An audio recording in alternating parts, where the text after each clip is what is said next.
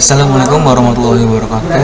Perkenalkan, nama saya Febri Nugroho dari Prodi Sistem Informasi dengan NIM 04982548. Pada kesempatan kali ini saya akan mengerjakan tugas 3 untuk basis data di sesi pertama. Di sesi pertama ini tugas 3 ini membahas tentang commit, rollback, checkpoint, dan trigger. Dan untuk yang pertama, untuk yang commit adalah sebuah perintah yang menandakan bahwa transaksi telah selesai dilaksanakan dan terjadi perubahan data. Nah, di sini untuk halaman contohnya, untuk yang di dalam MySQL, masuk ke menu ke dalam si routines. Nah, di sini saya masih menggunakan yang database yang lama ya, di rumah sakit ya. Di sini routines, lalu kita create new routine. Nah, di sini kita coba untuk yang masukkan yang commit terlebih dahulu ya. Jadi untuk yang pertama kita coba untuk yang create dari routines, lalu add new baru, masukkan transaksi 1, kemudian masukkan untuk query-nya. Oke. Sini transaksi 1, lalu parameter kita drop saja, lalu kita masukkan parameternya. Lalu kita coba masukkan parameternya. Di sini ada pertama kita mulai dari begin, kemudian start transaction, kemudian insert into pasien, nama pasien, jenis kelamin, lalu penyakit, lalu value-nya kita bisa masukkan nama Febri, kemudian jalan lintas 7 Tangerang, kategori kelamin 1, dan penyakitnya adalah batuk pilek. Select bintang form pasien, lalu diakhiri dengan N. Lalu kita coba go. Nah, di sini sudah masuk routine yang pertama untuk transaksi 1. Nah, untuk sebelum sini kita di data pasien ini belum tampil ya untuk yang transaksi ini. Jadi masih terstore ke dalam si sistem di database, masih tersimpan. Nah, bagaimana cara kita memanggilnya? Untuk memanggilnya kita bisa menggunakan untuk perintah call ya. Di sini kita pakai saling transaksi, kita call transaksi 1. Oke, kita masukkan di yang sini, lalu kita call. Kita coba lihat ya, transaksi. Oke. Nah, data di sini sudah terlihat untuk yang sudah diinputkan tadi ya, ada di dalam store dari Simak database, tetapi di dalam data pasien itu belum ada ya. Jadi kita bisa panggil dengan menggunakan perintah commit, sehingga hasilnya akan masuk ke dalam data pasien. Bagaimana caranya? Kita akan coba masukkan di sini untuk transaksi 2 ya. Kita coba transaksi 2 dengan menampilkan transaksi 2. Dan ini scriptnya saya masukkan lagi, masuk lagi ke rumah sakitnya, lalu ke rutin, kita buat lagi rutin, kita masukkan transaksi 2. Di sini parameter kita drop, lalu kita masukkan scriptnya. Di sini sama, hanya tinggal menambahkan di dalam commit. Jadi fungsi commit ini untuk menambahkan data yang sudah di store tadi ya. Kita coba go. Untuk transaction 2 sudah masuk. Kita lihat di pasien ini masih belum ada ya, masih belum ada. Kita akan panggil dulu dengan cara kita call transaksi 2 nya. Transaksi 2. Oke, kita coba go. Nah, di sini sudah tampil ya untuk datanya Febri di pasien 17. Kita lihat data pasiennya. Nah, di sini sudah masuk untuk yang data Febri tadi yang sudah di store menggunakan commit. Kita akan panggil menggunakan commit, dan ini kita call sudah tampil untuk datanya. Kemudian untuk yang kedua kita menggunakan untuk yang rollback ya. Rollback itu digunakan untuk menggugurkan perintah yang sedang berjalan.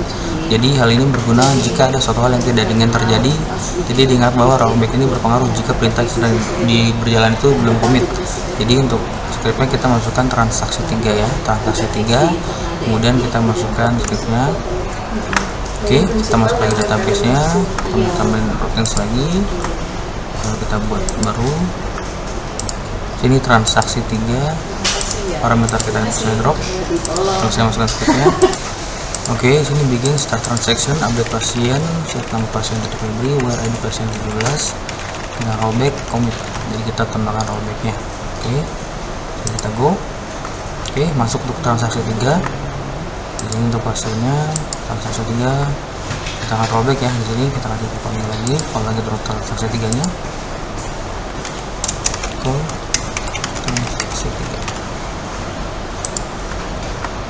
Oke, call transaksi 3 di sini sudah muncul ya. Untuk yang data dipanggil tadi itu sudah rollback, sehingga untuk ID-nya tadi kita sudah panggil di rollback-nya ya. Nah, setelah di rollback, kita akan insert untuk data yang tadi kita rollback ya, dari transaksi 3 nih kita tambahkan lagi untuk transaksi 4 ya. Kita rollback lagi, tadi sudah kita lakukan di pasien, kemudian di sini kita insert dan perubahan data pasien, insert dan update ya, seperti gambar 4 ini. Nah, di sini transaksi 4 kita akan coba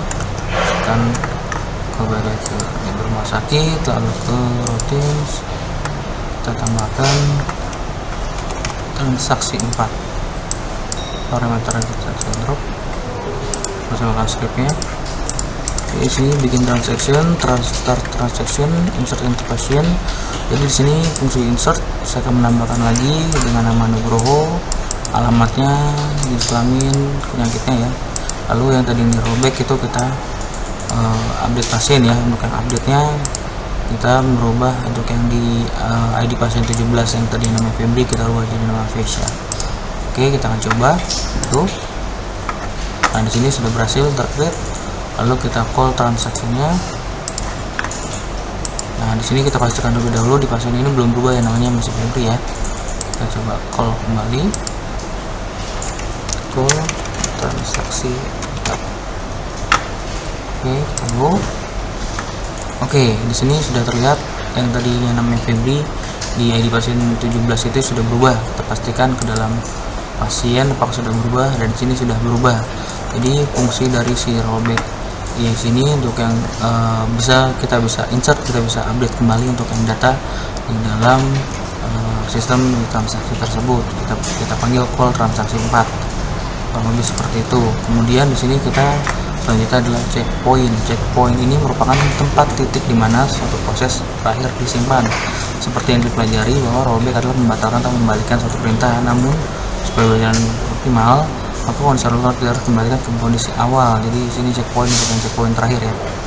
Nah, untuk checkpointnya di sini untuk scriptnya ya, untuk checkpoint 1 untuk melihat dari scriptnya di sini ada insert into checkpoint. Oke, kita akan coba. Di sini kita buat transaksi 5 ya, berarti ya. Kita buat transaksi 5. Oke, kita buat transaksi 5 dulu, masuk ke routines. Kita buat transaksi 5.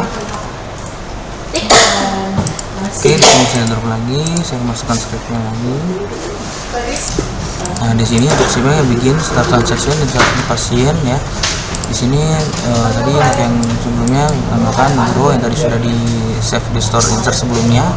Lalu save point saya masukkan save point 1. Kemudian sini saya masukkan lagi dengan nama pasien Anissa ya. Di sini saya menggunakan rollback to set point 1. Jadi saya rollback yang sebelum di sini nanti akan masuk yang Anissa dan nama Catra ini akan masuk ke dalam si data pasien. Jadi fungsinya kita rollback to source point. Jadi kita ubah dan lalu kita masukkan kembali select bintang from pasien, data dari table pasien. Tunggu. Oke, sudah berhasil. Ini transaksi 5. Sini di pasien untuk yang Anissa dan Catra itu belum masuk ya, masih Vesya ya. Di sini kita coba panggilkan SQL-nya, kita masuk ke panggil call transaksi 5, kita panggil dulu. Nah, di sini berhasil. Di sini datanya setelah Vesya di sini adalah dia ada Nugroho dan Catra. Jadi kenapa ini ID-nya 17, 19 dan 11 karena dia yang tadi yang sebelumnya Nugroho itu tidak masuk ke dalam data pasien. Jadi dia sudah rollback lalu masukkan data update yang terbaru. Jadi fungsi checkpoint kurang lebih seperti itu. Nah, kemudian di sini ada fungsi untuk trigger yang terakhir ya. Triggernya merupakan suatu perintah atau event yang dapat memicu perubahan sebuah basis data. Jadi fungsi dari insert, update, dan penghapusan delete. Nah, di sini untuk perintahnya dari IRD yang sebelumnya ya, IRD kasus rumah sakit sebelumnya ini kita harus menambahkan 2 tabel baru atau 2 entitas baru dengan nama obat dan transaksi obat. Nah, di sini untuk itu kita coba masukkan ya. Kebetulan saya juga masukkan, tapi untuk scriptnya itu kita Masukkan sini ke table obat, ID obat, integer 6, auto include nomor kode obat, nama obat, harga, stok. Kemudian ini juga transaksi obat, logo, lalu dia akan tersimpan di sini ya. Di sini ada sudah jadi ya untuk obat dan transaksi obat. Jadi dua tabel baru ini. Kemudian perintah berikutnya, setelah jadi untuk yang tabelnya, lalu buatlah relasinya. Jadi di sini untuk relasinya kita harus buatkan relasi dari obat itu. Kita auto include-nya itu adalah untuk di datanya di sini bagian key-nya itu adalah ID obat. Kemudian yang di transaksi obat ini kita harus masukkan sebelum kita relasikan untuk yang ID pasien dan obat ini, kita harus ke InQ dulu ya untuk yang data bagian key-nya dan juga ID obat agar mereka saling berelasi. Jadi masuk ke database lah, dimasukkan ke bagian key-nya, kita masuk ke desainer relasinya, karena kita tampilkan ya. Di sini kita checklist semuanya hingga akan menampil. Kemudian di sini untuk yang ke relationship-nya tambahkan dari ID pasien langsung ke ID pasien. Jadi seperti ini ya. Mobilnya karena tadi seperti ini ada di sini. Nah, di sini bagian key-nya seperti ini. Jadi saling berelasi. Setelah ini lalu saya save lagi. Oke, lanjut. Kemudian setelah ini sudah jadi seperti ini, kemudian kita akan coba untuk memasukkan 3 jenis obat ya. 3 jenis obat di sini.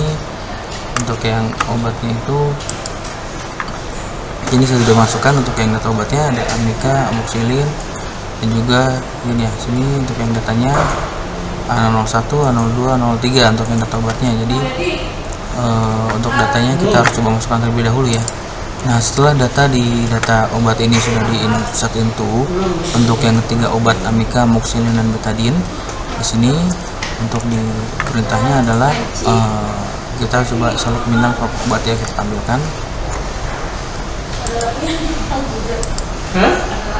Select bintang obat. Nah, datanya sudah tampil seperti ini ya. Sudah di insert into, kita select insert bintang from obat, muncul obatnya, stoknya ada 10 untuk yang Amica, amoxicillin 20, kemudian betadine 5. Nah, kemudian tugas di trigger sini setelah dimasukkan obatnya. Ya, di sini coba membuatkan kasus untuk mencoba menjalankan trigger. Misalkan seorang pasien membeli obat amoxicillin sebanyak 5 buah, maka ketika tabel transaksi obat pada atribut jumlah dimasukkan data, secara otomatis stok pada tabel obat akan berkurang. Nah, di sini untuk datanya masuk ke dalam menu trigger, trigger, lalu isi data seperti yang berikut ini. Seperti gambar ini ya. Kita akan coba masukkan database-nya, lalu masuk ke menu triggers. Kita klik triggers. Di sini masukkan tanggal jualnya. Di sini masuk ke tabel transaksi obat. Ini after insert. Kita masuk insert. Lalu masukkan scriptnya. Oke, di sini update obat, set stop kurangi new, lalu jumlahnya di where, di mana untuk obatnya itu dengan obat. Oke. Lalu di sini sudah terbuat untuk triggernya. Kemudian setelah itu kita coba perhatikan terlebih dahulu ya data yang di obat tadi. Kita perhatikan dulu untuk yang data obat tadi, ini jumlahnya belum berkurang ya. Jadi data di sini masih belum berkurang sesuai dengan tadi ya. Kita Amica 10, amoxicillin 20, betadine 5. Nah, kemudian kita coba untuk ambil di trigger tersebut ya. Nah, kita masukkan transaksi ya ke dalam transaksi obatnya. Misalkan kita masukkan nomor transaksi obatnya ya, insert into obat transaksi pasien. Oke. Di sini kita bisa menggunakan langsung dari transaksi obat seperti ini. Misalkan ya transaksi obatnya, atau di pasiennya di sini ya, pasien. Dan di sini misalkan tadi saya menggunakan yang periksa 17. Ini transaksi obat, kita masukkan dari yang terlebih dahulu, insert. Nah, di sini kita bisa menggunakan langsung di SQL scriptnya, atau kita bisa langsung ke dalam menu transaksinya. Misalkan ya kita coba yang di sini. Oke, misalkan masuk ke transaksi obatnya, kemudian kita insertkan. Nah, di sini misalkan saya buat value-nya itu di pasiennya, misalkan saya pakai PSA 17. Jadi obat yang saya pakai yang nomor 2 ya. Kita di kasusnya itu kita coba masukkan nomor 2 ya, 1, 2, 5, dan 0. Oke. Kita masukkan ini, masukkan lagi ya PSA. Kemudian tadi obatnya kita masukkan amoxicillin nomor 2, jumlahnya setelah 5. Kemudian total harganya 0. Oke. Saya go. Nah, di sini data di transaksi obat ini sudah ada ya, jadi untuk yang PSA itu sudah menggunakan obat yang amoxicillin. Nah, di sini setelah kita gunakan, lalu kita lihat kembali untuk yang select bintang obat ya. Jadi trigger di sini dia untuk melihat transaksinya apakah dia itu langsung mengurangi dari stok obatnya. Bintang obat. Jadi seharusnya untuk data obat amoxicillin itu sudah berkurang 5 karena sudah diambil oleh si PSA. Nah, betul. Untuk yang data kode obat 002 ini amoxicillin ini sudah berkurang 5. Jadi fungsi dari trigger di sini adalah untuk mengupdate data bahwa pada gambar amoxicillin tadi jumlah 20, ada yang membeli obat tersebut banyak 5 pada jumlah di dalam tabel transaksi obat, maka jumlah stok amoxicillin akan berkurang. Jadi pada dasarnya kesimpulan ini adalah trigger adalah sebagai pemicu jika ada perubahan pada baris sebuah tabel di basis data. Perubahan bila bisa insert, update, ataupun delete. Ya, jadi untuk yang sesi 1 ini fungsi dari commit, rollback, checkpoint, dan trigger sudah selesai. Terima kasih. Kurang lebihnya mohon maaf. Wassalamualaikum warahmatullahi wabarakatuh.